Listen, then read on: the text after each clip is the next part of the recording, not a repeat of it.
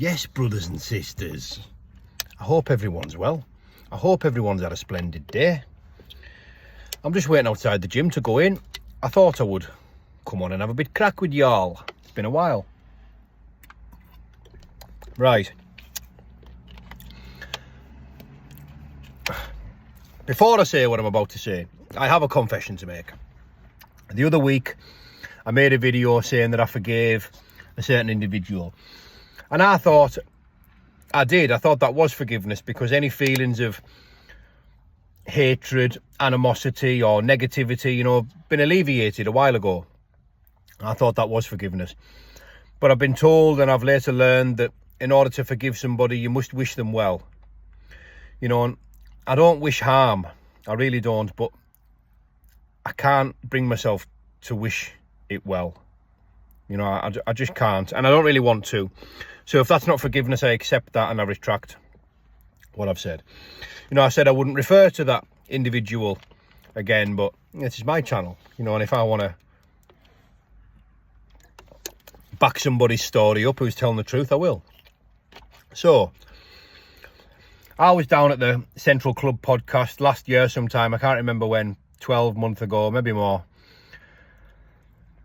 And I was picked up at the train station by his dad.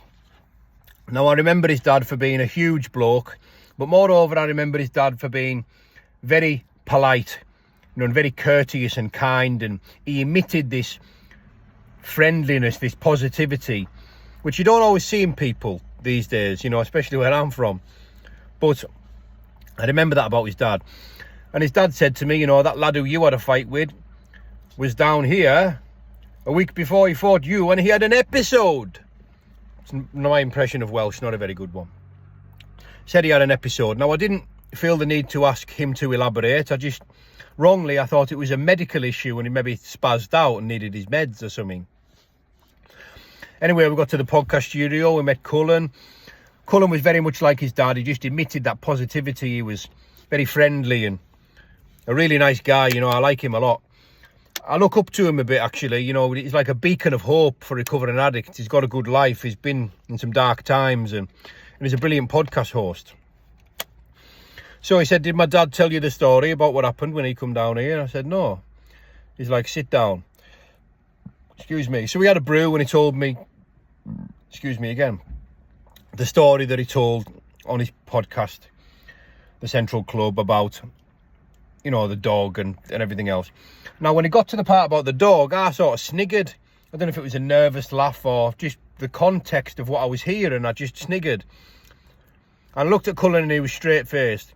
And I knew then, I remember it well, I knew then that, one, Colin didn't find it funny at all, and two, the story was about to get much worse, and it did. Anyway, the story's out there. Now, the reason I've never told that story to anybody on here, or in private for that matter, is because I was asked not to. And I said I wouldn't. Like so many other tales that I know, people have asked me not to say anything, and I won't. But when it's out there, I'll back them up. So, that's a story that I believe to be true. A story that I was told last year sometime by Colin and his dad, and, it happened. Now,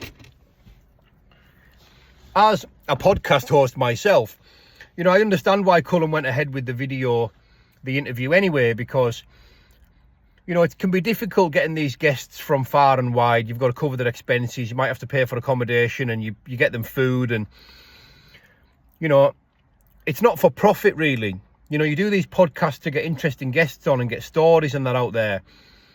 You don't really think of the profit. It's a bit of an investment, I suppose. You usually end up out of pocket, but that's how it is. And I remember at the end, when Colin told me the story, he told me that there was some feelings of guilt and shame that he'd attached to the situation because it was him that invited him down. Well, nobody can predict that sort of behaviour. And, I think the least you expect when you're paying for someone's travel accommodation and you're giving them a platform, the least you expect is some reciprocity. Now, personally, my opinion is I'm not sure that person knows what reciprocity is. What I mean is I don't think he has the capacity to understand what it is and what it means. I don't think he has the capacity to, you know, to feel the normal human emotional spectrum. I just don't think he knows what care and compassion is, or a real friendship is, or, you know, loyalty and genuine respect. I just don't think he has a capacity to understand. You know, that's what I think and feel. I'm not a doctor, but that's, you know, I'm pretty certain of that. My opinion. You know, and, you know, when we're on that, you know, my opinion's never changed of that individual. You know, yes, the negative feelings and the attachments, they're not there anymore, but my opinion is still the same, what it's always been. You know, is a extremely dangerous, devious, manipulative, one of them. He's one of them. You know, he's one of them. But now I'm wondering how long it's going to be before Colin Mays and his family, you know, become trolls. How long until they're trolls, until they're part of this agenda, this narrative, this campaign? You know, when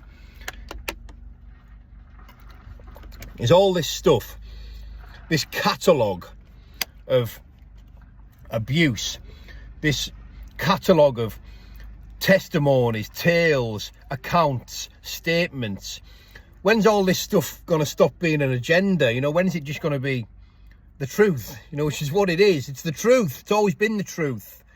You know, it is what it is. The truth is the truth, and everything else is just bullshit.